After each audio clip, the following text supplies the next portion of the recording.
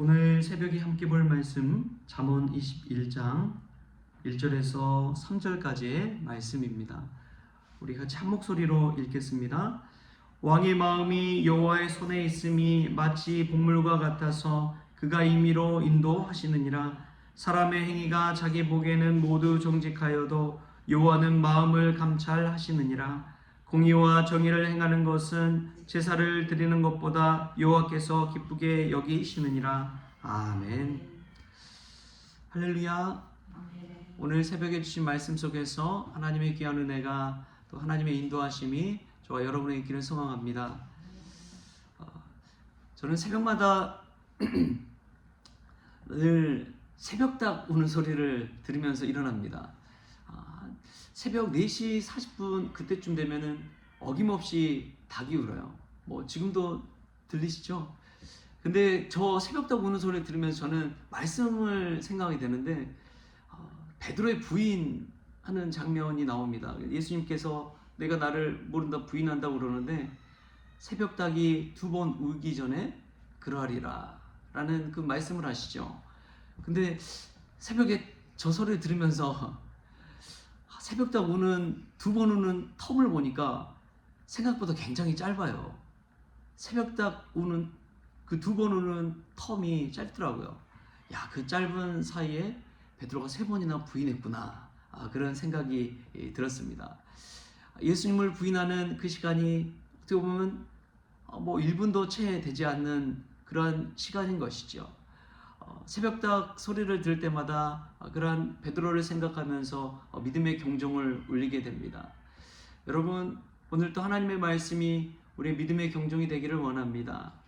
믿음 생활 잘하고 예수님을 믿는 것처럼 하지만 일상에서는 예수님을 부인하는 삶을 살아오고 있지는 않는지 우리 자신을 돌아볼 수 있기를 바랍니다. 오늘 잠언 말씀 21장을 보면 1절에 이런 말씀이 나와요.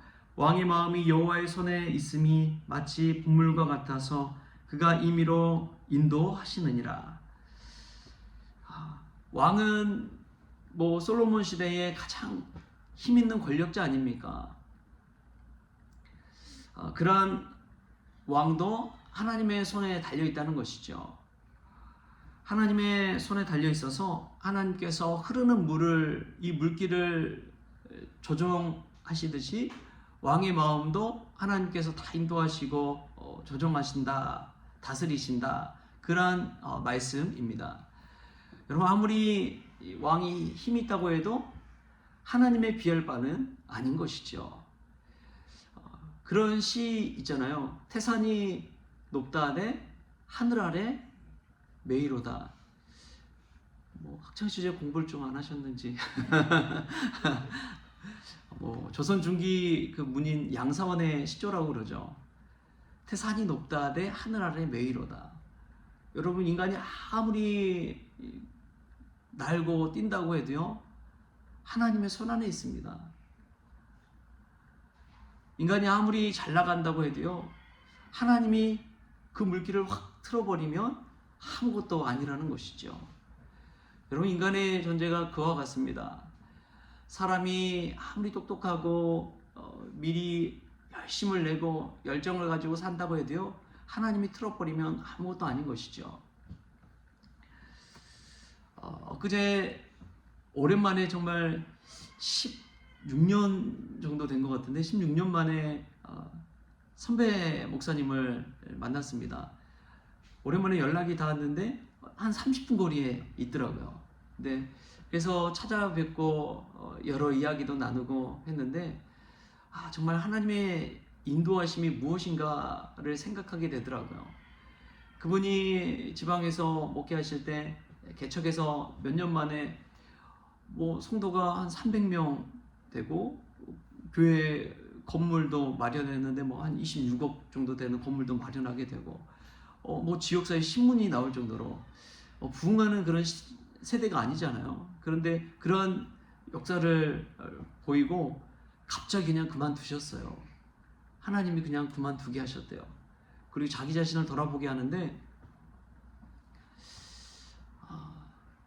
하나님을 위해서 하는 것이 아니라 자기의 의를 했거나 자기의 의를 위해서, 나를 위해서 했구나, 그런 마음을 주셨대요. 그래서 성도들이 막 새가족들이 밀려오는데 새가족들을 보면서 자기도 모르게 그런 생각을 하고 있더래요. 이 사람을 내가 의도를 가지고 만나고 있구나. 이 사람이 오면 교회 어디에 일을 시킬지, 어디에 봉사하게 할지 그거를 막 생각하면서 만나더래요. 자기도 모르게 그렇게 되더래요.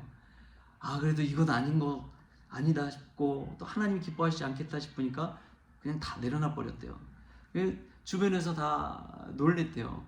아니, 교회가 이렇게 부흥하고 성장하고 물밀듯이 새가족들이 오고 있는데 왜 그냥 내려놓으시냐고.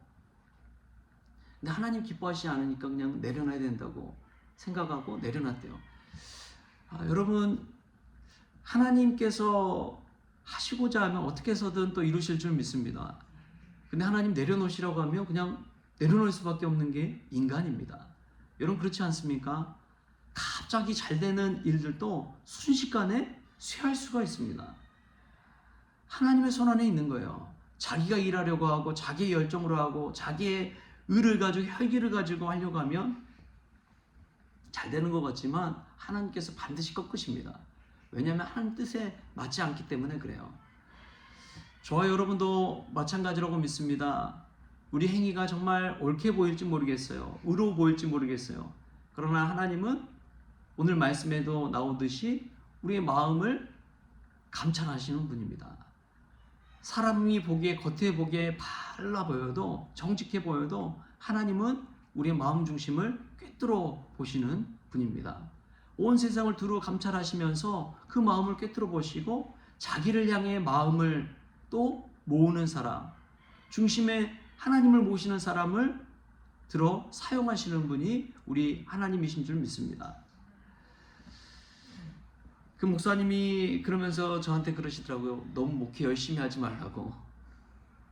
거기에는 내 의를 가지고, 내 열심을 가지고 하는 거, 내 성을 쌓는 것이지 하나님을 위한 것이 아닐 수가 있다. 오히려 죄악을 쌓는 것일 수 있다. 그런 경고의 메시지를 주더라고요. 여러분, 우리가 하루를 살아가면서 어떻습니까? 내 자신의 의를 쌓고 있지는 않습니까?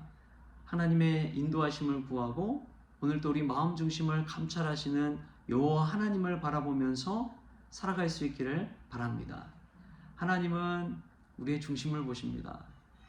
여러분, 그렇게 열심히 살고 바둥바둥 살고 또 뭔가를 이룬 것 같지만 우리 마음속에 늘 공허함이 남잖아요. 아무것도 아니잖아요. 무엇보다도 예수님께서 우리에게 원하시는 것은 우리가 행복하기를 원하시는 줄 믿습니다. 예수님 안에서 행복하기를 원하십니다. 세상 것 가득 채워줘도 채워지지 않는 게 있잖아요. 예수님으로 충만할 때 우리가 가장 만족하고 행복하지 않습니까? 그래서 주님 한 분만으로 만족합니다. 주님만으로 충분합니다. 다른 세상 것 구하지 아니하고 주님 한 분만으로 충분합니다. 이것이 우리 믿음의 고백이 되어야 될 줄 믿습니다. 사람 많고 적고를 떠나서 정말 예수님으로 충만한 사람을 보십시오. 얼마나 행복합니까? 얼마나 기쁨이 넘칩니까? 얼마나 감사가 넘칩니까? 얼마나 은혜의 찬송을 하나님께 올려드립니까? 우리가 이 새벽에 예수님으로 충만할 수 있기를 바랍니다. 또 보면은 정말 중요한 것이 이 3절 말씀에 나옵니다. 우리 3절 말씀도 같이 한번 읽겠습니다. 시작. 공의와 정의를 행하는 것은 제사 드리는 것보다 예수님께서 기쁘게 여기시느니라. 아멘. 여러분, 이 말씀은 참 우리의 삶을 돌아보게 만듭니다. 공의와 정의를 행하는 것이 예배 드리는 것보다 하나님을 더 기쁘게 하신다는 거예요. 우리가 예배는 다 드리잖아요. 예배 드리고 새벽기도 나오실 분들이니까 얼마나 예배를 사모하겠습니까? 매일매일 예배 드리죠. 그런데 하나님이 더 기뻐하시는 것이 있다는 거예요. 그것은 공의와 정의를 행하는 것입니다. 똑같은 말씀이 미가서 6장 8절에 나옵니다. 이런 말씀이에요. 사람아, 주께서 선한 것이 무엇임을 내게 보이셨나니 여호와께서 내게 구하시는 것은 오직 정의를 행하며 인자를 사랑하며 겸손하게 내 하나님과 함께 행하는 것이 아니냐. 여러분, 하나님은 수많은 제사와 예배를 드리는 것보다 삶 속에서 정의와 공의, 그 하나님의 뜻을 행하며 살기를 원하십니다. 그러니까 하루에 그냥 1시간 드리는 그 예배 시간보다 우리 일상 가운데 24시간, 우리 일상 가운데 얼마나 하나님의 뜻을 따라 살아가느냐, 그것을 더 귀히 여기신다는 것이죠. 그래서 예수님께서도 너희는 먼저 그의 나라와 그의 의를 구하라 라고 그러시잖아요. 하나님의 뜻을 구하면서 일상 가운데 살아가는 것, 믿음으로 승리하는 것, 그것을 기뻐하신다는 거예요. 예배 드렸다 여기에 만족하는 것이 아니라 24시간 우리 하나님과 동행하면서 누리는 그 은혜, 그 삶을 살라고 우리 하나님께서 이야기하시는 것입니다. 그것을 하나님께서 기뻐하신다는 거예요. 예배에 성공하는 것 중요하지요. 그래서 더 중요한 것은 일상 가운데 주님 만나고 주님의 은혜로 사는 것인 줄 믿습니다. 이제 교회가 해야 되는 역할은 그런 것 같아요. 교회 와서 하나님의 말씀, 예수님으로 충만하게 채워주고 세상으로 파송하는 것, 세상에서 승리할 수 있도록, 믿음으로 살 수 있도록 그렇게 돕고 격려하고 알려주는 것, 그것이 교회가 해야 될 사명이 아닌가 싶습니다. 자꾸만 교회 와서 뭔가를 쌓고 교회에 모여라 이것보다 오히려 세상에서 믿음 가지고 또 말씀 가지고 가서 승리하십시오. 그러한 파송하는 것이 이제 교회의 사명이 아닌가 싶습니다. 하나님이 기뻐하시는 것은 다른 것이 아닙니다.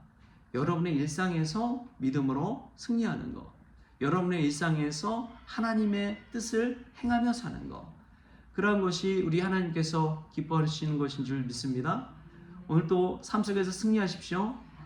새벽 깨운 것에 기뻐하지 마시고, 새벽에 말씀 들었다면 그 말씀 가지고 우리 가정에서, 우리가 있는 삶의 자리에서 하나님과 동행하면서 그 은혜 누리는 하나님의 임재를 경험하는 저와 여러분 될 수 있기를 주신 예수님의 이름으로 축원합니다. 기도하시겠습니다. 주신 하나님, 우리가 아무리 뛰어나고 똑똑하고 잘 되더라도 하늘 아래 태산과 같은 줄 믿습니다.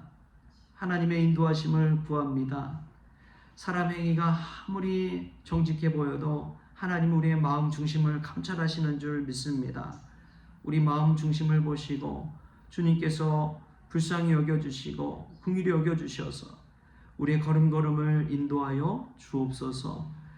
예배에 성공하는 것보다 하나님 말씀 붙들고 24시간 일상 가운데 주님과 동행하는 천국 인생 살아갈 수 있도록 오늘도 주장하여 주옵소서. 감사하며 예수님의 이름으로 기도하옵나이다. 아멘. 우리 주님이 가르치신 기도로 오늘 새벽 기도를 마치겠습니다. 하늘에 계신 우리 아버지여, 이름이 거룩히 여김을 받으시오며 나라가 임하시오며 뜻이 하늘에서 이루어진 것 같이 땅에서도 이루어지이다. 오늘 우리에게 일용할 양식을 주시옵고 우리가 우리에게 죄진 자를 사하여 준 것 같이 우리 죄를 사하여 주시옵고 우리를 시험에 들게 하지 마시옵고 다만 악에서 구하시옵소서. 나라와 권세와 영광이 아버지께 영원히 있사옵나이다. 아멘.